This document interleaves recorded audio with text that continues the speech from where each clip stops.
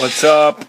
Time to do some algebra with your algebra, and we're going to learn how to, work with some inverse functions. See, it says it on the screen, so obviously that's what we're doing.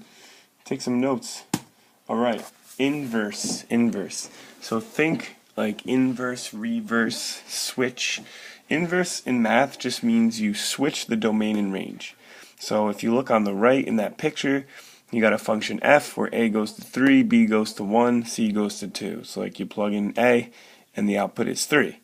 F to the negative 1, so that little negative 1 right here, let me get my little pen out, right there, that means inverse. So all you do is you switch the domain and range. So now you plug in 1 to get b. You plug in 2 to get c. You plug in 3 to get a. Some application of this that you may already know, if you think back to geometry, right? Sine. You used to do something like the sine of 30 degrees, and the calculator would say, 0.5, and you knew the ratio of the opposite leg over the hypotenuse was 0.5, and you can use that to find the missing side length. Well, what if you knew all the sides of a right triangle, and you knew that the opposite leg over the hypotenuse was 0.5? What's the angle? Well, you would do the sine inverse, and all that did is it switched the domain and range. It told you the angle. See, in the first example with sine, you plug in an angle, which was the domain, and you got a ratio, which was the range, right? And then that switched. For sine inverse, you plugged in a ratio, and then you got the angle. I always had an M when I write ratio. I don't know why. Write ratio, a little weird thing I got. Alright, so that's it. Switch the domain and range. So find the inverse and then sketch a graph, right? Something happens when we sketch a graph that we'll look at, but first let's find the inverse. When you find the inverse, your first step is going to be to replace f of x with y. Alright, just do it. It's just easier in this case to work with y.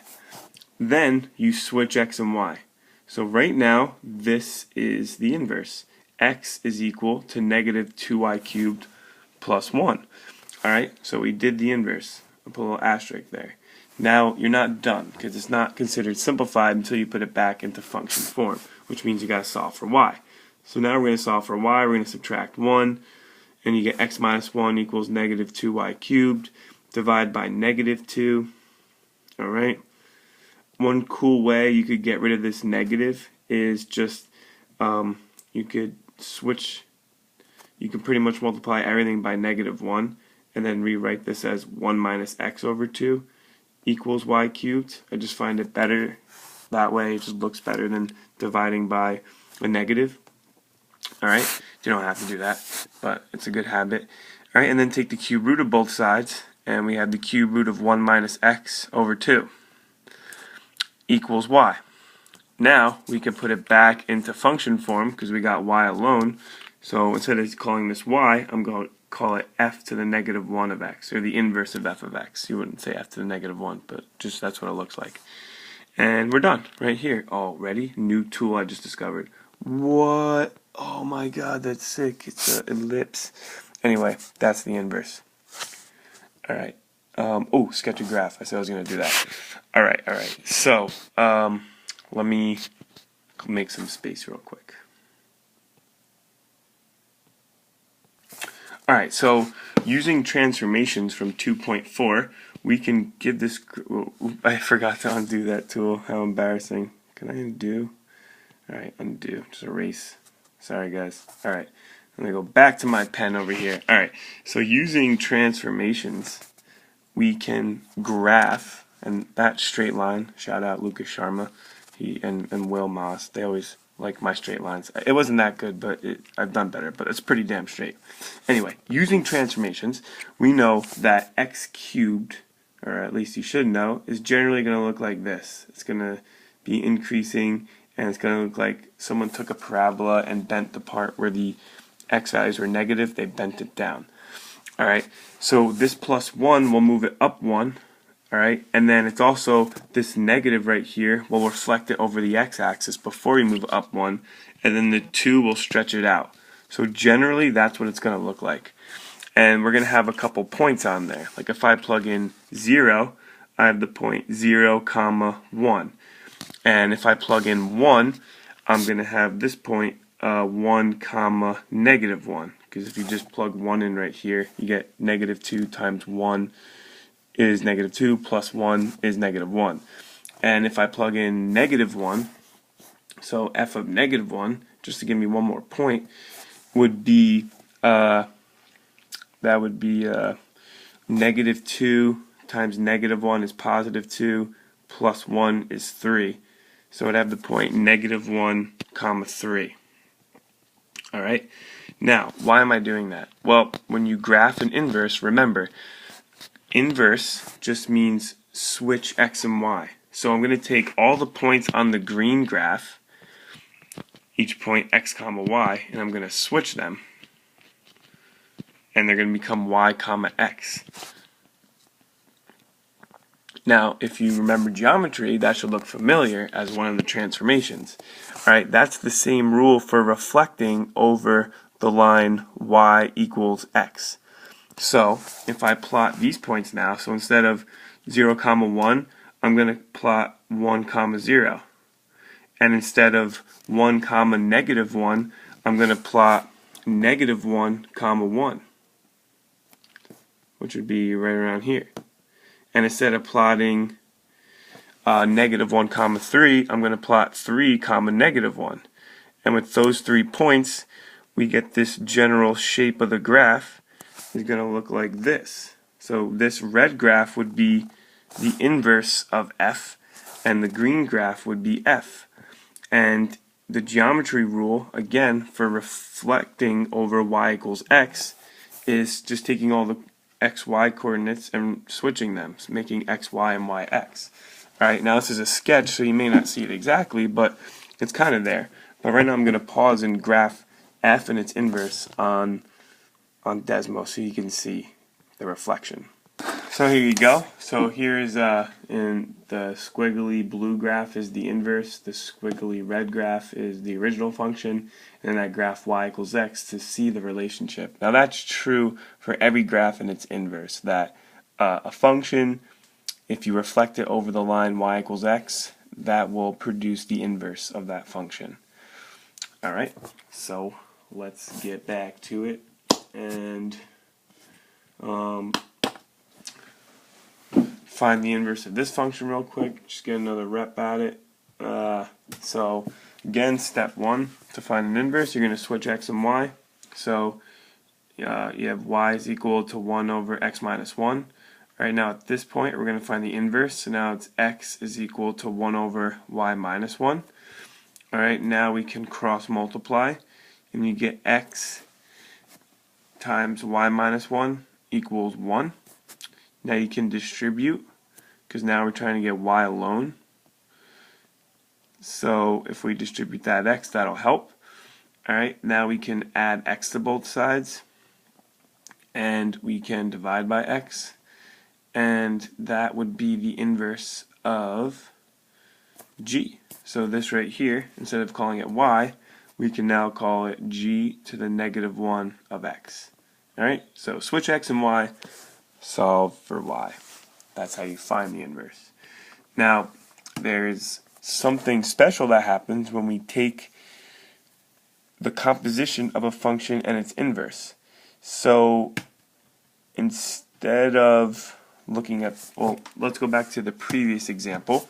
So g of x was 1 over x minus 1, and the inverse of g of x was, so the inverse of g was 1 plus x over x. So now, if we do g of g, the inverse of g of x, well, g of x was 1 over x minus 1. So now, if that's g of x, so g of the inverse of g of x would be 1 over 1 plus x over x minus 1. So now, let's simplify this. So if I multiply each term by x, so multiply that by x, multiply that by x, and multiply that by x, I get x over Now that cancels out. 1 plus x, and then this right here becomes a minus x in the denominator. So x minus x is 0, so I get x over 1, and it simplifies down to x. Alright, and the same thing would happen if I did g, the inverse of g of x. That would also simplify down to x. If you don't believe me, let's do it. So you get 1 plus, and then g of x, which is 1 over x minus 1, over 1 over x minus 1. Alright, now if you multiply everything by x minus 1, the top and the bottom, so like each term, so x minus 1 over here, and x minus 1 over here, and x minus 1 over here, that'll cancel out, that'll cancel out, that'll cancel out, leaving you with a 1 here in the numerator and the denominator. So you get x minus 1 plus 1 over 1, and that will simplify down to x, because negative 1 plus 1 is just 0, and then over 1 is x. Alright, so a function of its inverse should always equal x. That's a way to verify if functions are inverses of each other. Alright, so there you go. It's right there. We'll go over these notes in class, but if you have two functions that are inverses of each other, then if you do the composition of each, you'll get x. Alright, I'm not going to do this one. You could try it on your own. It should come out to x. Alright, it's just like the other two we did, just a little easier because they're both linear functions. Alright, the horizontal line test. If a function passes the horizontal line test, then its inverse is a function. If it doesn't, then its inverse is not a function. So it still has an inverse, it's just not a function. So like if you had like just x squared, y or f of x equals x squared, that would fail the horizontal line test because it hit the line, the horizontal line hit the parabola at two spots. So its inverse would be a reflection of that parabola over the line y equals x. So it would look like that. Now notice how this is not a function. Well, you could have told that by knowing that f didn't pass the horizontal line test. Therefore, when you switched x and y, then that relation would not pass the vertical line test. So the horizontal line test for inverse functions is just, it's a way to see if the inverse is a function. Passes the horizontal line test. If it's constantly increasing or decreasing, it'll pass the horizontal line test. Its inverse will be a function. If it doesn't, like a parabola, the inverse is not a function. Alright, so this right here is not a function. Alright, so is that a function? I could look at it and tell you right now that the inverse of h is not a function because this is a quadratic. And a quadratic will have some shape like a parabola with some vertex somewhere, probably actually above the x-axis, but I know it'd be a parabola and it'd fail the horizontal line test. Therefore, the inverse would not be a function. Sorry. Is the inverse of g a function? Well, I know that this graph will just be a square root function shifted to the left 1, down 3, and a vertical stretch of 2, and it's going to constantly be increasing, which means it would pass the horizontal line test. So no matter how many horizontal lines I draw, it's only going to hit the square root function at one point. So yes, it is a function. At least the inverse is. Alright, last but not least, here we have a function without an equation. So to really instill all the things we learned about inverses, let's try these problems. So we have the graph there. So A says find f of 3. Alright, so that's just what's the y value when x is 3 of this function f. So there's 1, there's 2, there's 3. So it looks like it would be about 2. Now, the inverse of f of 2. Alright, so the inverse of f of 2, let's say, equals x is the same thing as saying at what x value is f of x equal to 2. Because see, to go from the inverse to the actual function, I just switched the domain and range. So the answer to the second part of A, I'm now looking for on f, right, this is f right here, the x coordinate where y is 2. So that would be same spot right there at 3. This right here, you could do it the long way, the third part, or know that a function of its inverse will always simplify to x. So I know that's going to come out to 2 using that property. But if I do it the long way, if I first find f of 2 is going to be, looks like right here at about 1.5. So f of 2 is about 1.5. So the inverse of f of 1.5 would be the x coordinate. That makes, so if I just go from here to here, I'm going to switch the domain and range. So f of x is equal to 1.5. Well, what x coordinate is y 1.5? Well, it's got to be 2. Evidence that point right there. Alright, give the domain and range. So I'm just going to erase this. Give the domain and range of f and the inverse of f. So for b, the domain of f would be all real numbers from 1 to 4 inclusive. The range would be all real numbers from 1 to 5. Alright, inverse just means you switch the domain and range. So if you know the domain and range of f, so if you know, for example, the range of f is all real numbers from 1 to 5, then the domain of f inverse will be all real numbers from 1 to 5. And if you know that the domain of f is 1 to 4, then the range of the inverse of f will be 1 to 4. Alright, so see, those will be the same, and those will be the same. Sketch a graph of the inverse of f. So what I'm going to do is go point by point and just switch the x and y coordinates. So like this point right here is at 1, 1.